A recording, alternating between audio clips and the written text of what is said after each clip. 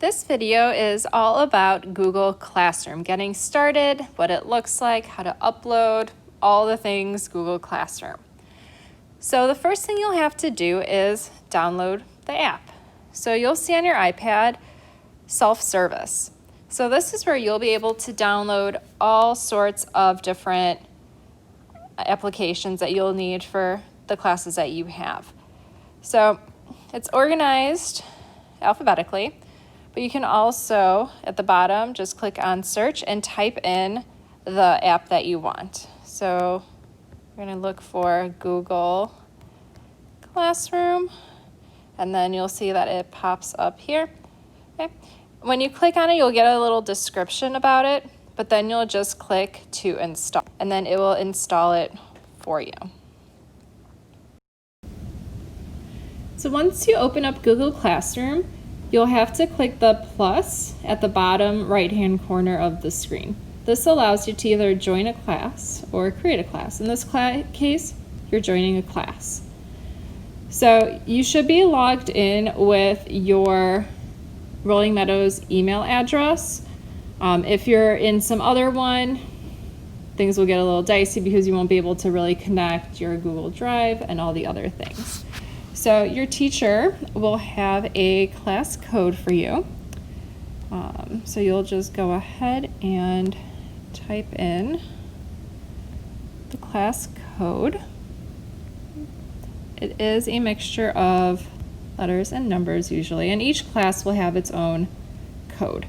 Once you have that plugged in, you will press join, and it will automatically add you to the class. So this is what the first page looks like when you enter the class. So at the top, this is my demo class, but you'll see either photography, 3D, 2D, Art 1, whatever class you're in at the top. And then this is called your stream. So think of it like a feed of just important information. So typically we'll have important links. In this case, we have Zoom meetings.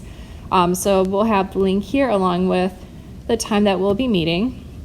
So that's just easy for you to go to and see. On the bottom, you'll see that you have three options: stream, classwork, and people. Classwork is the place that you will most likely always be going. Okay? Within it, that's where we'll have all of the assignments, videos, handouts, all the goodies for the class. And I'm going to break this down into the different types of materials and things that you might find in Google Classroom. So we'll start with materials. So materials are just things for you to look at, to watch, to view, just to have that information. So lots of different options. The first one is videos to watch. So if I click on that post for videos to watch, okay, you'll see that there's attachments, and these are videos that I would like you to watch essentially. So these are some examples from the photography class. So you'll see that when I click on the link, it'll open up YouTube, and we'll have This is a long sink in the darkroom mag. We'll have the video pop up. Okay. And if we go to the other link, same thing. It opens up YouTube, and you'll have it there for you to watch. So to go back to the main screen, you'll just click the back arrow in the upper left-hand corner, and that will take you back to all the goodies in the class. The next one we're going to look at is handouts to view. And basically that's what it is. It's typically going to be a Google Doc that's attached, and you'll be able to view it. So this is a recipe, a series of recipes for making clay at home. This is something that we would potentially do in 3D art. What's nice about all of these is not only do you have the attachment, but you'll also have maybe a little write-up, a description of what it is that's in the material. Next we have Google Slide to view. Nice. Once again, it's an attachment. So you click on that, and you got the Google slide right at your fingertips. So with these, you can open it up more in the actual app of Google Slides. So if you prefer this view where you can see the thumbnails of all of the slides, let's say you needed to go do something and you're coming back to this, you can just click where you left off instead of having to scroll through all the things. And then the last thing for materials is links to view. Okay, so a lot of times there might be a link that I want you to take a look at. In this case, this one is for some pottery tips. So it's just a link, you click on it, it opens up. Once again, it opens up in Classroom, but if you click in the upper right-hand corner for the web browser, it'll open it up in your web browser.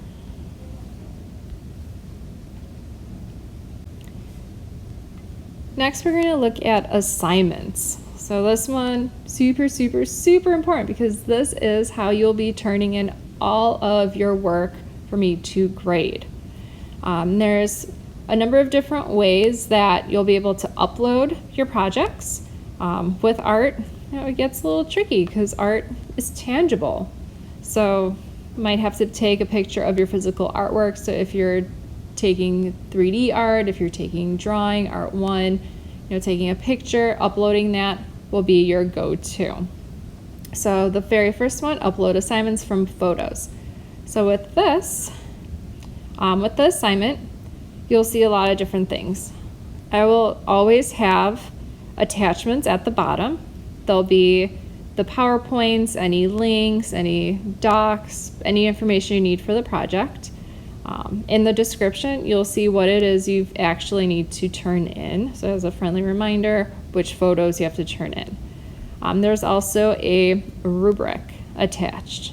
So you'll be able to see how you're going to be graded on the various projects. In order to turn in your work and attach it, at the bottom, you'll see a little bar that says your work, okay? And it's assigned. Okay, so that green means it's assigned. Okay? When you click on the little up arrow, that allows you to add attachments. So when I click on add attachments, it's going to ask from where. So you can easily just use your camera and take the pictures right then and there. So if, let's say that's my art, yes, a lovely picture of my laptop. I can use that photo and that will upload it to the assignment. What's nice is you can upload multiple images. Okay. So if you pre-took all of your photos, so for example for sculpture, you'll take different views of your sculpture, a top view, a side view, and different side view, different angles. You'll be uploading those multiple pictures. So if you kind of pre-did all of that, you can go into pick photo, and that will just, take you in there to your photos, and then, so from here you can select whatever picture you want and then upload it.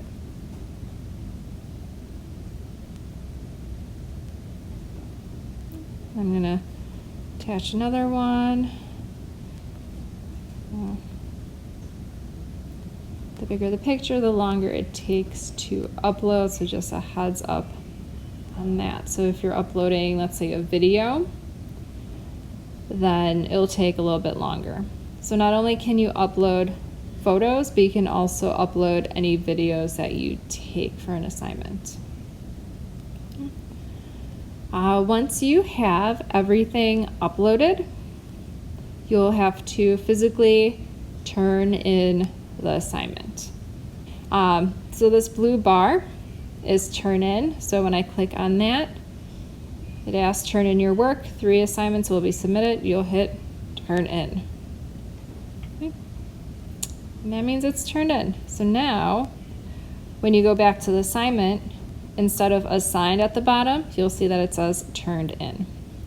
So let's say that you need to change or add something. Okay. You can easily unsubmit.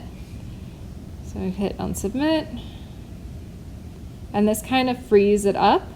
And now I can go in and I can remove pictures just by Xing them out, or I can add another picture if I want.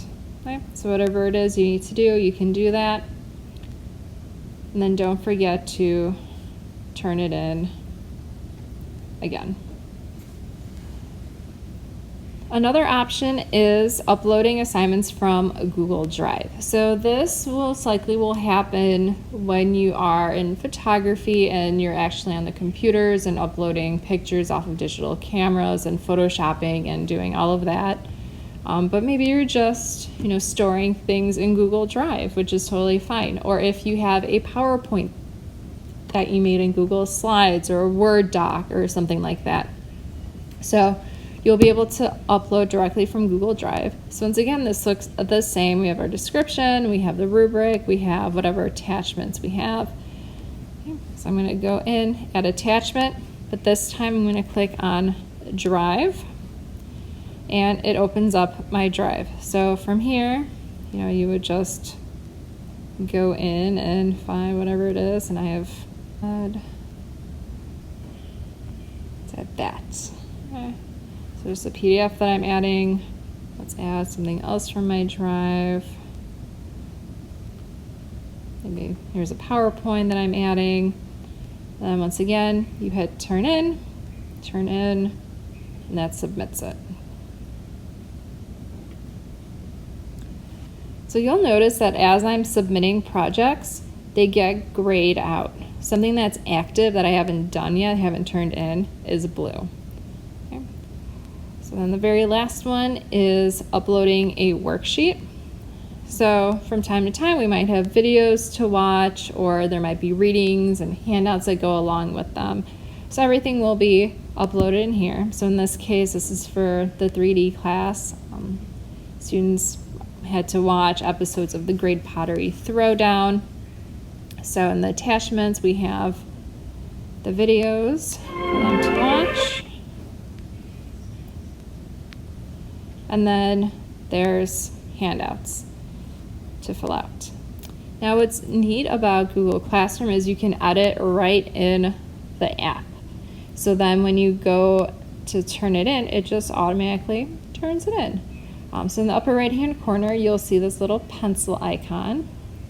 So when I click on that, it opens up the handout in a different view, so to speak. And on the bottom, you have some options. So you have kind of this pen, so you can just handwrite. You have something like that, which just kind of blocks everything out, which doesn't really do much.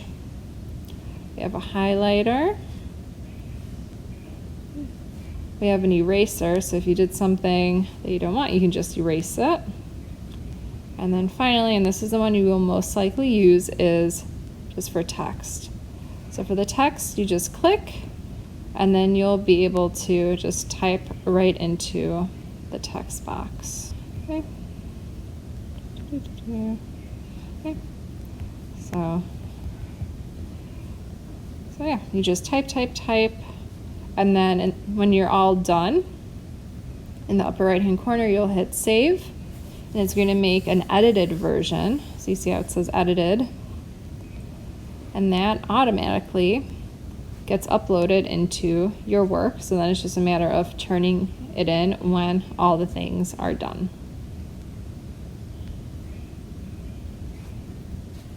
So next we have questions. So every once in a while, I might have a question for the class or a survey. So it's just something for you to answer. So for this, usually I would probably just write down what the question is, and then you just type in your answer, whatever it may be. And then turn in, and then that's it. And you've submitted it. Okay, and you'll be able to, with some of them, see your classmates' answers. Sometimes it might be more of a private kind of survey thing, so then you won't be able to see what your classmates wrote.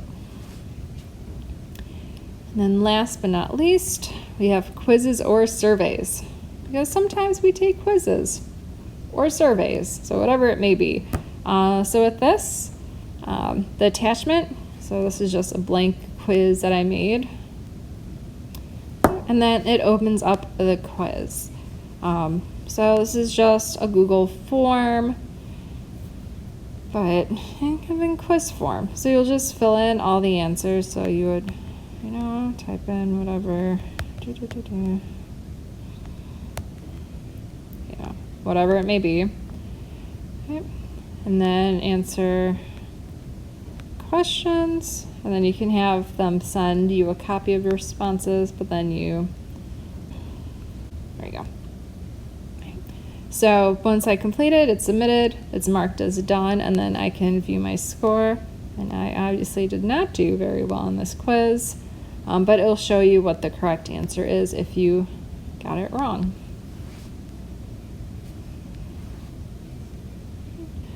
But a couple other things. So on the left, if you have multiple classes that you're in, you'll see them in the little bar that pops up on the left, calendar.